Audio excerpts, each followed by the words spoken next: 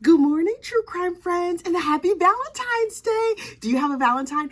If you don't, you are my Valentine and I am yours. So look, I have a secret. It's not much of a secret because I've been talking about it, but I've been talking about it over in the back room, over there in the members only spaces. But today I am coming out, oh my goodness, with my dog, with the secret that I've been keeping from you. We have a new true crime case. Oh, I have chosen it.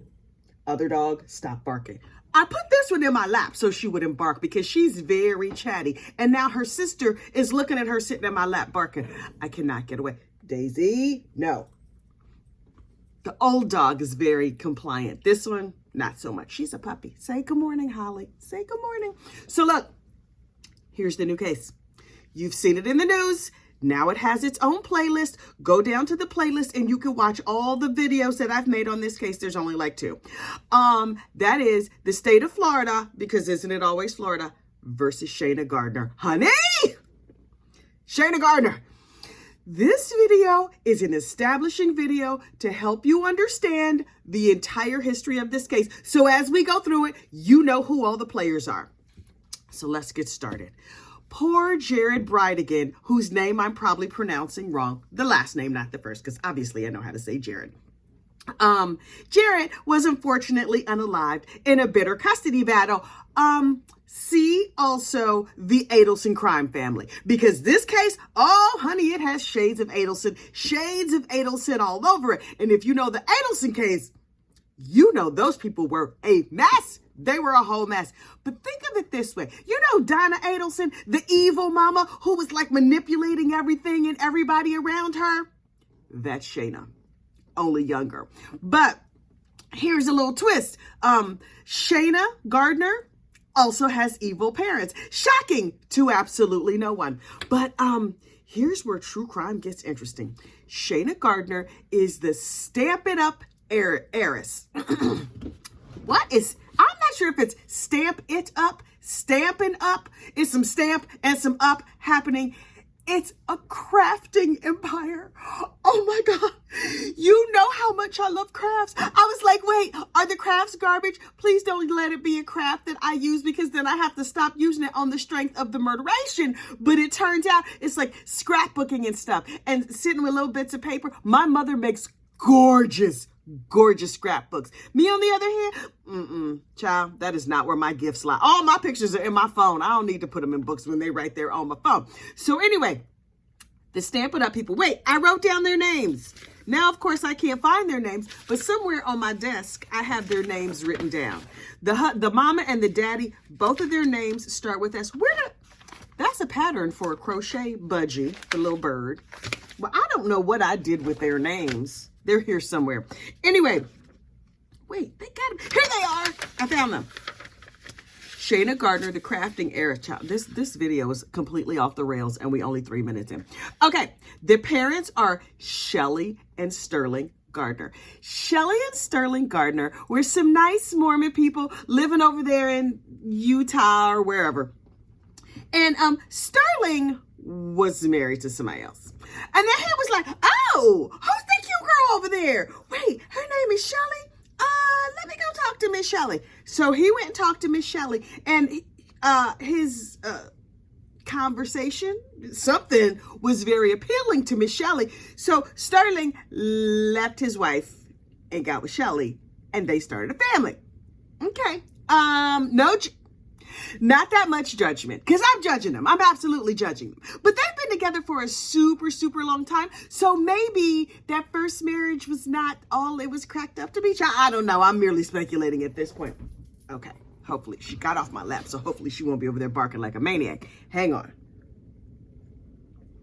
So Shelly and Sterling get together and they have this little baby, Shana. At what point the crafting millions came in, I don't know. What you need to know about the crafting empire is that it's an MLM.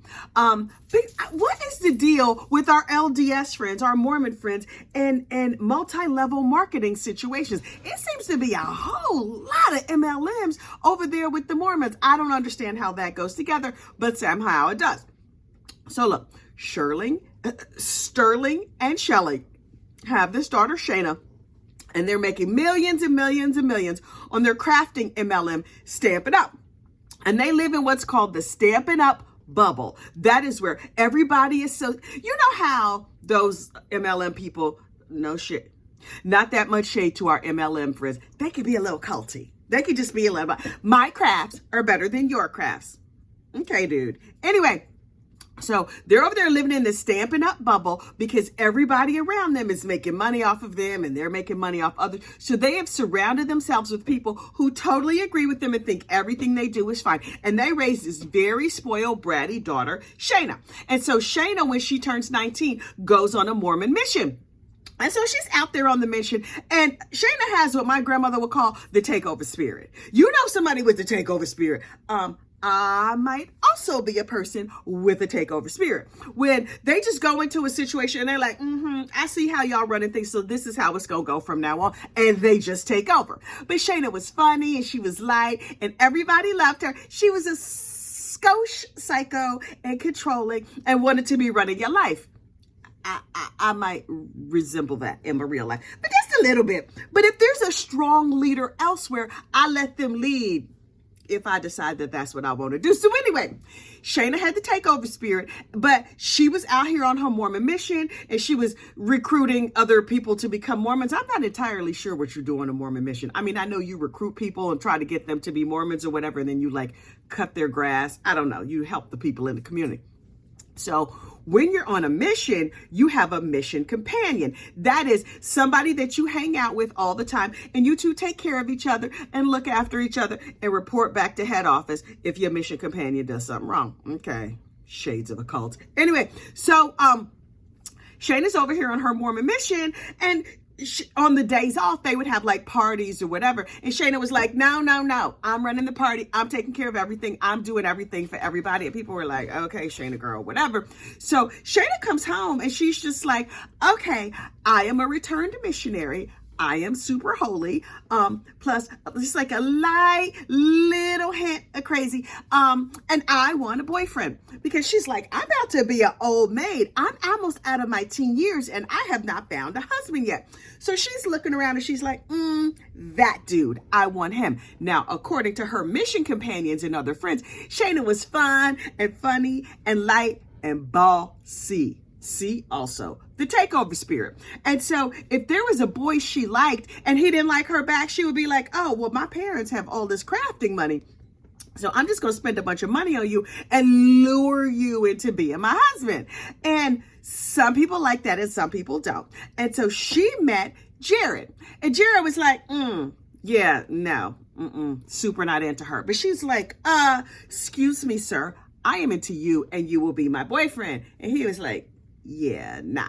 And the fact that he rejected her, she did not enjoy that. So she was like, okay, here's a fancy gift and here's a fancy gift. And I will be charming. I will be delightful. And won't we be just like the perfect LDS couple? And ultimately he was like, oh, these lovely things you have purchased for me, I like them very much. Your parents are nice. Your family is nice. Let's get married. And she was like, okay, let's. And so they got married not too long after they started dating, because word on the street is Shana wanted to be married. Shana wanted to have babies. Having a marriage and a relationship, a long-term relationship with a man, that is not where her gifts were. So she gets pregnant like 3 seconds after she gets married, and they have twins. Yay! Congratulations. Only these twins are born into a family of like psycho narcissists. Okay, whatever, that happens, I guess, periodically and from time to time. So Jared is like, Jared is quiet and shy and compliant. And he's just like, I love my wife and I love my children and I will do everything in my power to make this marriage work. And Shana was like, I don't know that I like you anymore and I would like to control everything. And Jared was like, well, no, I'm quiet and soft-spoken, but what you're not going to do is run my whole life. And she was like, yes, I am. I really, really am. So they had, they were discontent. And so ultimately they were like, let's get a divorce. So Jared went his way and Shana went her way, and they were going to co-parent these two kids together. Okay, great.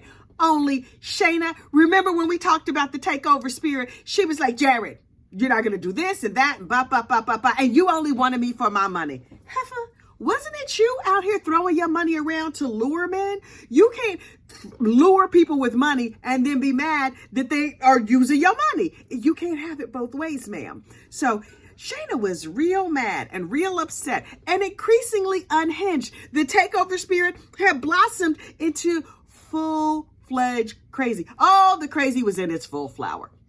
So she was just like, okay, I don't want him to see the kids, and I don't want this and that and the other thing. It would be nice if he was no longer on this mortal coil. And the parents were like, well, Shana, I mean, you have to do what you have to do. I don't know that they said that. I just made that part up, but that's what it seems like they would say to me. So Jared was like, okay, I'm gonna go over here and marry somebody sane. And he got with his new wife, whose name escapes me right now. And he and the new wife had more kids. I think 2 more kids. So he was like, oh, this is what it's like to have a sane wife. Well, this is quite delightful. Jared did not have money when he met Shana, but over the years, he made a little money for himself. He became a Microsoft executive. He's living his best life, and he's co-parenting with his crazy ex-wife, Shana. Now, Shana is over here like, I have always been a nice little Mormon girl, and now I'm about to wild out. I'm divorced. I have my kids. I have all the money in the world. And I feel like I can control things and situations. And my money is going to get me out of everything. So I'm not worried about it. So she started getting tattoos. And her parents were like, oh, tattoos, you say? Oh, that's... Nice Mormon girls don't typically get tattoos, but okay. And she was like, I will get tattoos. And so she got another tattoo and another tattoo and another tattoo. Well, here's the thing. When you have a bunch of tattoos, that means you spend a lot of time down at that tattoo parlor. And she, you know how like when you're getting your hair done, they doing your hair and you just talking, well, listen, you talk about your boyfriend and your job and your whatever. Shana would talk a lot about Jared.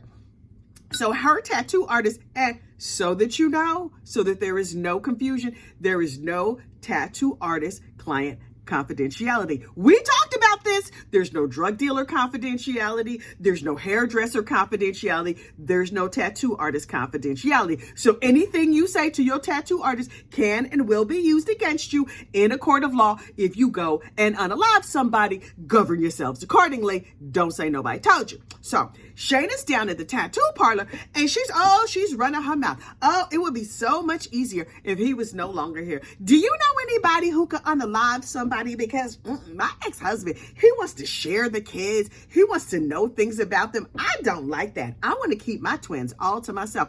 And the people at the tattoo artist at the tattoo parlor were like, you're hilarious. Just because we have tattoos, we're not like Hell's Angels or some like criminal gang or something like that. We just enjoy body art. And she was like, right. But do you know anybody? Because I think that maybe you know somebody.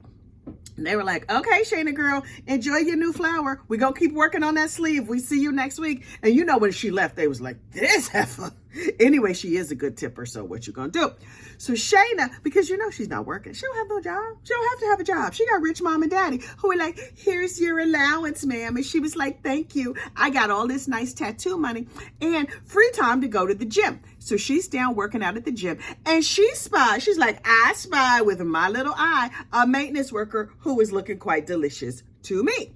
And so she's like, hey, maintenance worker, how you doing? I forget his name. Anyway, so the maintenance worker, the dude down at the gym was like, hey, how you doing? So they start dating and she's like, you know what let's do? Let's buy you a Porsche. Let's get you all these fancy things. Oh, she's out here buying another partner. Okay. And everybody was like, why is the maintenance man driving a Porsche? Because most maintenance men, trainers, whatever, they just driving like a Honda. But this dude, he has a fancy car. Everybody's looking at him and looking at Shana and all her tattoos and all her crazy. And they were like, okay, we see what's going on here. Meanwhile, Jared was like, so listen, I'm still a nice Mormon man and I don't want you having randos just around my children. And she's like, I will have whatever randos I want. And he was like, no, what you're not going to do is that. Because no, ma'am, no. You can only have a man around my children if you are married to the man. And she was like, what am I going to do? Bring mommy and daddy. Jared won't let me just be out here having any kind of man around my children. And her parents were like, Shana, that's terrible. You know what you should do? You should marry the dude from the gym that you're buying cars and giving money to. And she was like, okay, that sounds great. And so the parents secretly went and spoke to the gym dude and was like, hey, gym dude, listen, we're going to give you some money and you marry our daughter. And then you guys could spend all the time you want together. And then Jared won't have anything to say about it. Also, we're going to continue to fight him for custody. So if the custody thing works out, then you don't have to be married to her no more. But in the meantime, you'll be her husband. And so what does this gym dude have to lose? Absolutely nothing. Or so he thinks. So Shana gets remarried, her and her tattoos and her marriage of convenience, and Jared and his lovely wife and their children living a happy life, and they have shared custody. Meanwhile, as her main hobby, Shana took up hating Jared. Shana, the family, the new husband from the gym. Oh, that's their hobby. That's their pastime. They hate Jared and they hate Jared and they talk about all the terrible things they would do to Jared.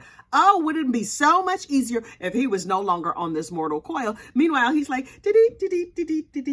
just singing a peaceful song in his head, driving along the highway, picking up his kids, going to work, living a normal life with his wife. And Shana was like, dang it, he still keeps being alive and he still keeps wanting custody of these kids. What kind of human being is this? I can't take it. I don't get to run his life. So Shana and her husband were like, we have hatched an evil plan. We could just take him out.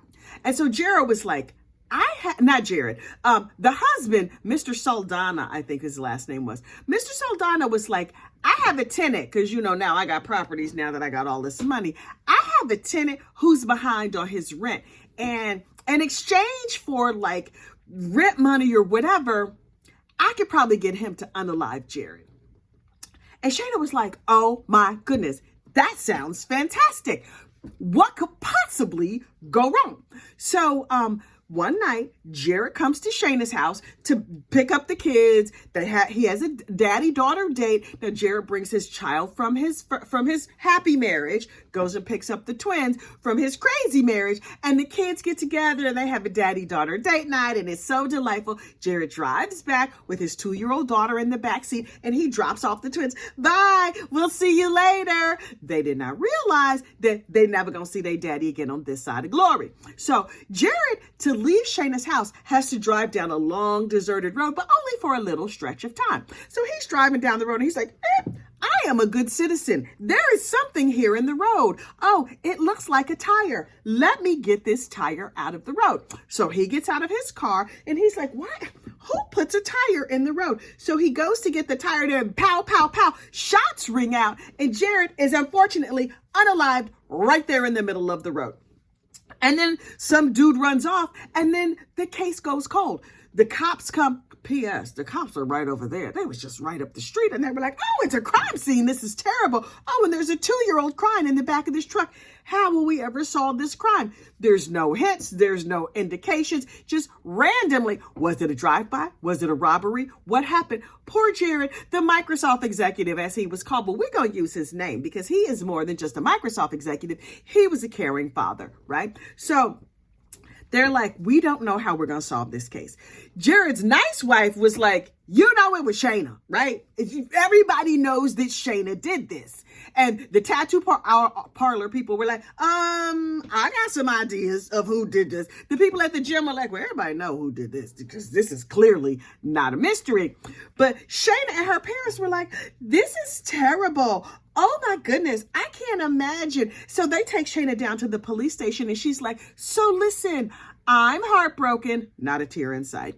This is terrible. I can't imagine who would do this to my poor ex-husband. Do y'all have coffee in here? Because I could really use a Starbucks. How about a scone? Do you have scone? Oh, all you have is like Chips Ahoy. No, because they were like, ma'am, focus. We are going to need you to talk to us about Jared. She's like, Jared?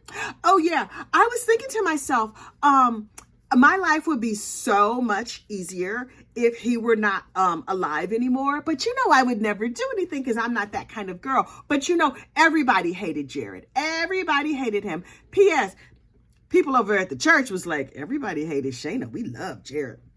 So they're like, okay, Shana girl, we're not going to tell you this, but we suspect you. They're like, okay, put in the notes. Shana probably did it. Okay. thank you for coming in, Shana. Could you send your husband in next? So the husband comes in next, and the husband has 11 different stories. He's like, Jared was non-confrontational. He was mild-mannered. He would never pick a fight. He would never engage in a fight. Also, everyone hated him. There was a long list of his enemies. Everybody at the church hated him. And the police were like, okay, thanks for coming in. That no-account husband probably helped. Okay, but they don't have any proof. So what are they going to do? And months and months and months goes by. And then an arrest happens of that tenant. The tenant who did the unaliving, his last name happens to be Tenant. Isn't that convenient? So Mr. Tenant gets arrested on a completely unrelated charges. I'm speculating drugs, but I have no idea. Mr. Tenant gets arrested and they're like, sir, you're going to go to jail. He's like, wait.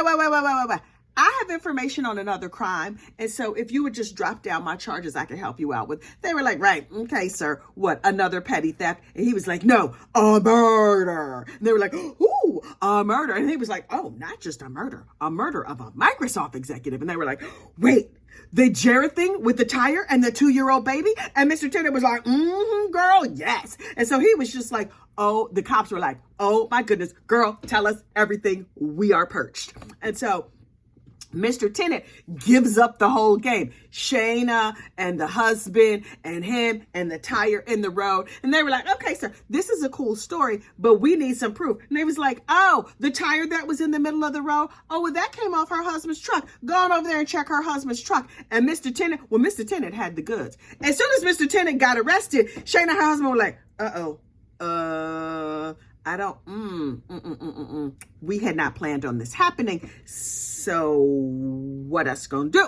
So Shana was like, okay, police, hi. I'm thinking that I might not be safe. Girl, how was you safe all this time? But now that Mr. Tenant got arrested, you suddenly feel unsafe? Okay, we see why you feel unsafe. And then the cops picked up Shana's husband, her husband of convenience. And Shana was like, wow, this is hitting close to home. And so she moved out of Florida and moved to Washington State and changed her name. Her Fernandez, it was something that started with an F. I want to say Fernandez. She was Shana Gardner Saldana Fernandez, something like that. She changed her name back to Shana Gardner and filed for divorce. You know what's going to not inspire your husband to be loyal to you? You divorcing him and cutting off his money. I don't know if you know, but ma'am, your takeover spirit has gone way too far. So she moved out to Washington State with her kids, cutting off all contact with those children from the father's side of the family. I told y'all this was just like the Adelson case. And so she's like, I'm just living over here. Her parents in Florida were like, oh no, everyone inside the Stampin' Up bubble is telling us that everything is going to be fine, but we are very suspicious that our dear loving daughter could be arrested any day. And so to help sort of mitigate the fact that their daughter could be arrested at any possible moment, they made sure that a relative was living in Washington State near Shana at all times. So when the police picked her up, not if, when the police picked her up, they had somebody there to take the kids so the kids would not go to foster care. So there was a rotating series of relatives back and forth between Florida and Washington State for months. And finally the cops were like, ding dong, girl, it's your turn. We're going to need you to come on down here to the jail. And so Shana gets arrested and extradited back to Florida. And the parents were like, don't worry about these kids. We got the kids. We still not going to let them see their family in Florida. But the kids are ours and we're going to keep the kids and everything is going to be fine. Meanwhile, Shana's down at the jail like, what? I just told everybody who would listen that I wished he was no longer alive, but I wouldn't do it. But you know what I mean. I divorced my husband. I acted like I didn't know him. I really didn't love him anyway. I just wanted to get, have some little marital congress. But he might have done bad things, but what that got to do with me? And the family was like, okay, while we're raising these kids and keeping them away from the other side of the family, we are going to hire you the best criminal defense lawyer we can find. And you know who they hired? Jose Baez.